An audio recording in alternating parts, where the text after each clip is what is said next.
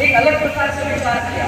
बहुत सारे जोखिम रहे होंगे, बहुत सारे लोग हंसे भी होंगे कि ये व्यक्ति आज जब दुनिया चांद पर जा रही है, मंगल पे जा रही है, और ये व्यक्ति क्या गोबर में मंगल ढूंढ रहा है।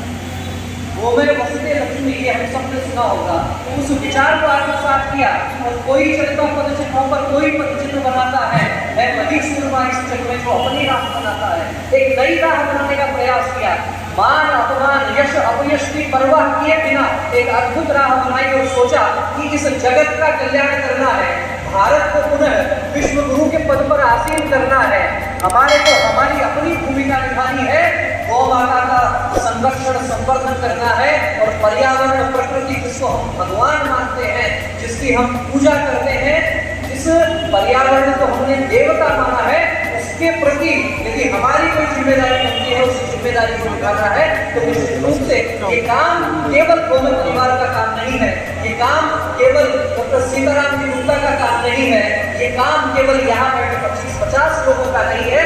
इस काम के साथ हम सबको, अपने आसपास की कॉलोनियों को, अपने रिश्तेदारों को, अपने मित्रों को, अपने ऑफिस के सभी लोगों को जोड़ना होगा। और ये पंक्तियां कह के और मैं डॉक्टर सीताराम जी गुप्ता को बुलाऊंगा कि हम सबकी अपनी कुछ की जिम्मेदारी है। गंगा की रवानी बदलेगी, सतलज का मुहाना बदलेगा, तो खुद तो बदले बंदे, ये जमाना अपने आप बदलेगा। हम स्वयं अपने स्तर पर कोई संकल्प करें, इस विषय को आगे बढ़ाएं। और मैं अब बहुत आदर और विनम्रता के साथ डॉक्टर सीताराम जी गुप्ता को आग्रह करता हूँ, आप आए और इस विषय को आगे बढ़ाएं। सबसे पहले माँ गायत्री, गुरुदेव और गुरु माता के चरणों में वंदन। व्यासपीठ पर बैठे हुए गुरु समकक्ष आपको वंदन, और आप सबके हृदय कमल में बैठे हुए उस परमात्मा को प्रणाम जिसने आपको प्रेरित किया आज इस पुनीत कार्यक्रम में शामिल होने के लिए। वरना कहते हैं ना, जयपुर में 50 लाख की आबादी है, लेकिन अच्छे कार्यों में शामिल होना ये उन सौभाग्यशाली लोगों को नसीब होता है जिन पे परमात्मा की कृपा होती है।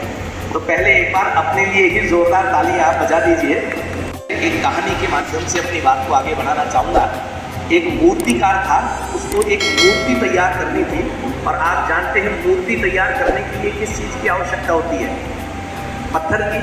वो जंगल में गया, उसने एक पत्थर ढूंढा बढ़िया सा, और मूर्ति बनाने के लिए जैसे ही उस पर पहली चोट की और वो पत्थर तेजी मिला गया, और उसने बड़े धुआं से दूसरे पत्थर को ढूंढ लीजिए मूर्तिकार ने, और एक पत्थर उसको तो ले लिया, साथ में एक पत्थर और लिया, घर आकर के खूब छेने हथौड़ी चलाए और बढ़िया से मूर्ति तैयार कर दी। जब मूर्ति तैयार हो गई तो गांव के लोग स्वाभाविक है मूर्ति को लेने आने ही थे।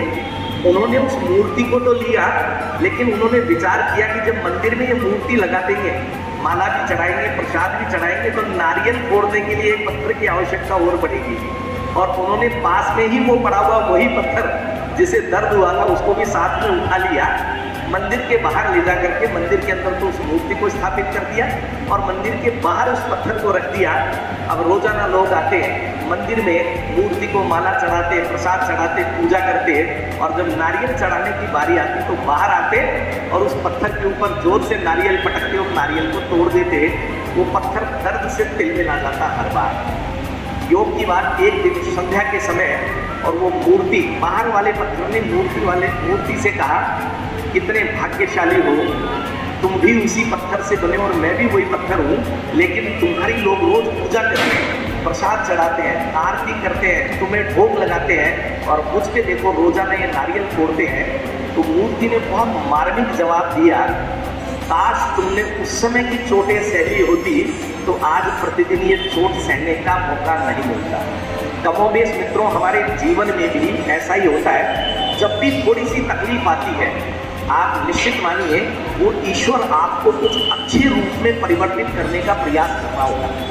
कोरोना जैसी महामारी आई, बहुत लोग घबरा गए, और आप ताज्जुब मानिए इस चीज़ का, बीमारी से कम और भय से ज़्यादा लोग मरे हैं कोरोना में। तो वहीं से ईश्वरीय कृपा से जो प्रेरणा मिली, ऐसी लकड़ी का निर्माण हुआ जो विश्व में पहली बार बनाई गई। देशी गौमाता का गोबर, एग्रीकल्चर वेस्ट और उसमें हवन सामग्री, और इसको मिला करके उसकी टेस्टिंग की गई। भारत सरकार ने उसको अप्लाई किया गया, और बहुत जल्दी भारत सरकार को उसको मान्यता मिली, और उसका परिणाम ये रहा कि MNIT में हमें उसके लिए ऑफिस प्रोवाइड कराया गया। MNI टीम हमारा टेक्निकल पार्टनर बना, क्योंकि किसी भी काम को करते हैं तो साहब वैज्ञानिक विश्लेषण बहुत जरूरी है। केवल धर्म और उसके आधार पे कह दें तो आज का युवा हर चीज को साइंटिफिकली लेना पसंद करता है, और हमने भी कहा कि पीढ़ी जो है आने वाली है, वक्त तो अब उसी का है, तो काम ऐसा किया जाए जिससे हर व्यक्ति को टेक्निकली और साइंटिफिकली उसको प्रूव कर सके। और जयपुर में उसी कोरोना काल में लगभग 250 से 300 अंतिम संस्कार हमने उन लकड़ियों से करवाए, और उसका परिणाम ये रहा कि जब नगर निगम में हमने फाइल लगाई, महज 3 महीने के अंदर हमारी फाइल क्लियर हुई और 11 मोक्षधाम सरकार ने हमको सरेंडर कर दिए। वहाँ 11 मोक्षधाम जब हमें मिले तो सरकार ने निःशुल्क जगह दे दी, कमरा हम और अपने और जनसहयोग से तैयार करवा रहे हैं, इस लकड़ी को वहाँ रखवा रहे हैं, और हमने एक बोर्ड लगाने का निर्णय लिया जिस पर ये लिखा होगा कीमत तो इस लकड़ी की ये है, आप सक्षम हैं तो दे जाएं, वरना गोमे परिवार की ओर से भेंट है, लेकिन पेड़ों की लकड़ी जलाना बंद करें। यज्ञ के माध्यम से सहजता से लोग आएंगे, आधा घंटा यज्ञ होगा, आधा घंटा हम अपनी बात कहेंगे ताकि लोग इसको अंगीकार कर सके, और 2 संकल्प लेवाने हमने प्रारंभ किए।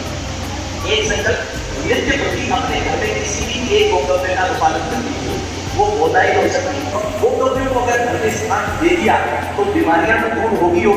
जिस दिन घर में गंगा जल का पोछा लग गया और ये धूप बत्ती जो कि यज्ञ हवन, इसको लघु यज्ञ नाम दिया हमने, ये हवन छोटा करने होने लग गया तो आपका घर मंदिर बन जाएगा।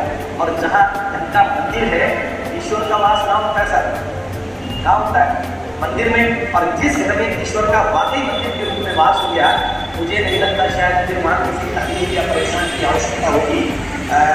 समय की मर्यादा को ध्यान में रखते हुए और मैं अपनी बात के लिए विराम दूंगा, और अपने अपने दोनों जो संकल्प को दोहराऊंगा कि एक तो आज से ही वितरित किया अपने घर में किसी भी गोकर्ण्य का रूपांतरण कर ले, चाहे वो गोदाई हो सकता है, चाहे वो धूपबत्ती हो सकती है, वो किसी भी तरह का प्रोडक्ट हो सकता है। ये हो सकता है कि अपने सवालों की मिलेगी कहाँ आने वाले दिनों में होंगे, तो मेरे परिवार ऐसे ऑथेंटिक लोगों को अपने साथ जोड़ रहा है जो लोग माता की ले लिया मैंने, वैसे सारा ही ले लिया। हमारा काम है अच्छे लोगों से अच्छे प्रोडक्ट बनवाना और उनकी चीज़ों को आप तक पहुँचाना, लेकिन चेतना जागृत करना। और लक्ष्य लिया हमने 1% का, 100 में से एक व्यक्ति की चेतना भी जागृत हो गई, 99 लोगों की चेतना वो अपने आप जागृत कर देगा। और इसके लिए बहुत जल्दी आने वाले दिनों में गोमय परिवार की टीम से या तो आप संपर्क करेंगे या टीम संपर्क कर लेगी। आप सब ने इतने धैर्य से मेरी बात को सुना, उसके लिए आप सबका बहुत बहुत आभार। जय गौ माता, जय गोपाल।